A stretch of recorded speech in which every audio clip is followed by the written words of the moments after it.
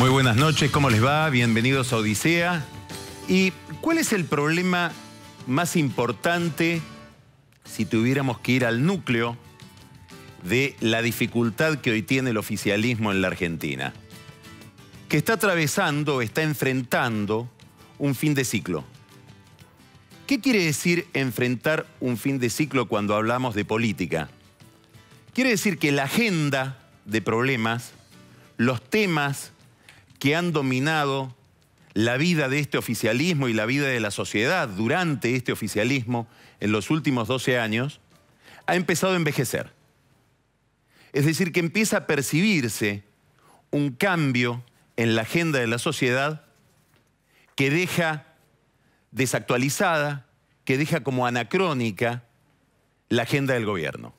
Este desencuentro entre la sensibilidad del gobierno y la sensibilidad de la sociedad es el problema que tiene que resolver el peronismo frente a las próximas elecciones. Cristina Kirchner, los Kirchner, como Menem en los 90, se enamoraron de su receta. Apostaron fuertemente al consumo, hasta que se pasaron de vuelta y llegamos a una inflación muy difícil de dominar. Apostaron muy fuertemente al subsidio, hasta que terminamos consumiendo las reservas y teniendo que importar combustible en una dimensión tal que pone en tela de juicio la política monetaria porque ya no alcanzan los dólares para importar ese combustible. Apostaron, recuerden ustedes, en los albores de esta experiencia de gobierno, al fortalecimiento de la autoridad presidencial. Y terminó Cristina bordeando el autoritarismo. Hoy mismo a la noche están viendo cómo le entran por la ventana a la Corte, destrozando en los medios oficialistas del gobierno al juez Fayt. No es un tema fácil, no es que le estamos pidiendo algo sencillo. Borges decía, exagerando, que el único problema de la filosofía era el tiempo. Y podríamos pensar que tal vez el único problema de la política es el tiempo.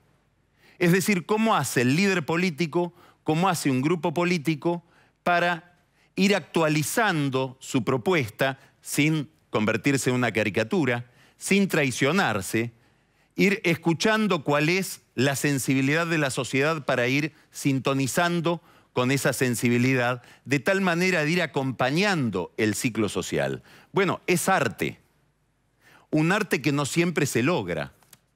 Nosotros estamos en época electoral y vamos a ver que este intento de sincronizar, de sintonizar con lo que está esperando la gente, o para decirlo en términos más concretos y más vulgares, de sintonizar con la encuesta, muchas veces queda patético.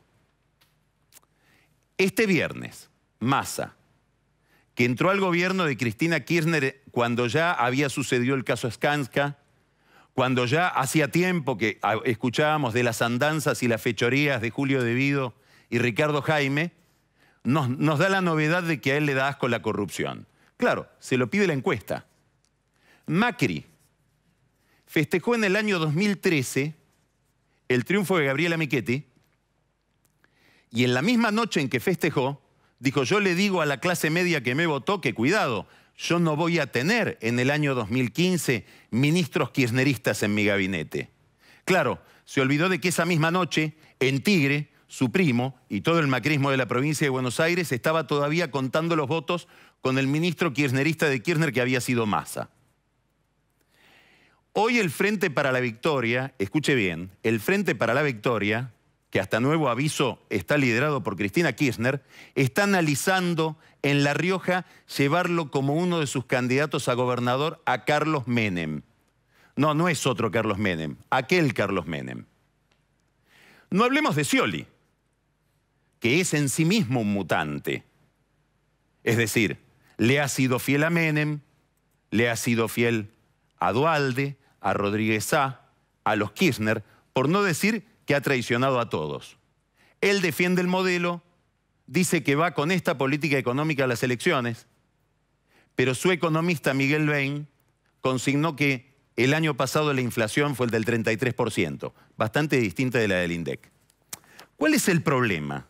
¿A qué problema nos estamos refiriendo? A cómo lograr esta plasticidad de la política para ir detrás de lo que está pidiendo la encuesta, de lo que está reclamando la sociedad, sin quebrar el valor de la palabra, sin romper ese pacto fundamental de la democracia que está centrado en el discurso.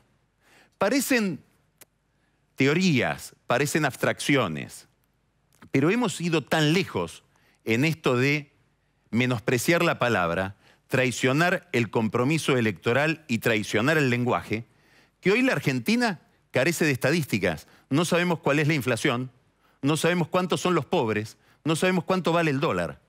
¿Cómo se va a formular una política económica o una política en general? Ni que hablemos de una política social si estamos a ciegas. En las revistas de economía internacional, cuando aparecen los países y los distintos indicadores de cada país, en la Argentina aparece guiositos porque no hay estadísticas. No sabemos cuánto medimos, qué problemas tenemos, quiénes somos. Este problema de la fidelidad a la sociedad y al mismo tiempo la fidelidad a la propia política y aquello a lo que uno se comprometió, creo que ha tenido en los últimos tiempos, desde el año 2013 para aquí, un fenómeno o una demostración de traición a las propias consignas, de traición al propio discurso extraordinario que ha sido la postura del gobierno y en especial la postura de Cristina Kirchner frente a todo lo que rodea el universo de significado que rodea la palabra AMIA. Cristina Kirchner hablaba en los discursos del 18 de julio frente a la sede de la AMIA de mi AMIA y terminó acusando a las autoridades de la AMIA y a las autoridades de la DAIA de estar en un complot que va desde los fondos buitres hasta la DAIA, pasando por Nisman, en lo que Jorge Elbaum, un funcionario del gobierno, llamó en página 12 la ruta del dinero.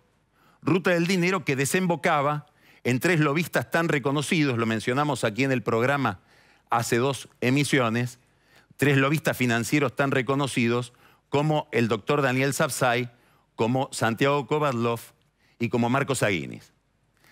A partir de ese disparate de Cristina Kirchner, a partir de ese disparate de Jorge Elbaum, ese funcionario del gobierno, se ha montado obviamente una campaña antisemita donde un caracterizado abogado ligado a los carapintadas y de ideas próximas al fascismo acaba de hacer una denuncia por traición a la patria, no solo a este grupo de líderes de la comunidad judía y representantes de la comunidad judía, sino también a parlamentarios, periodistas, etc. Ahí están Longobardi, Patricia Bullrich, Laura Alonso.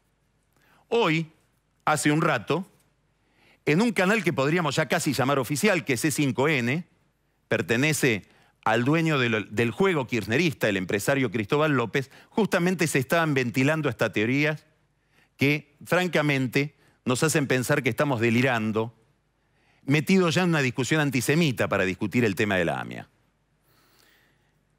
Claro, es una demostración de cómo se puede romper el pacto con la propia palabra. En el programa de hoy vamos a hablar de eso a propósito de un libro. El libro lo escribió Vilma Ibarra. Vilma Ibarra va a estar aquí con nosotros en el próximo bloque. Ese libro es un libro que a mí me llamó la atención no solamente por su contenido, sino por su construcción como libro. Porque implica un trabajo que en la Argentina no es habitual. Parece un trabajo de alemanes.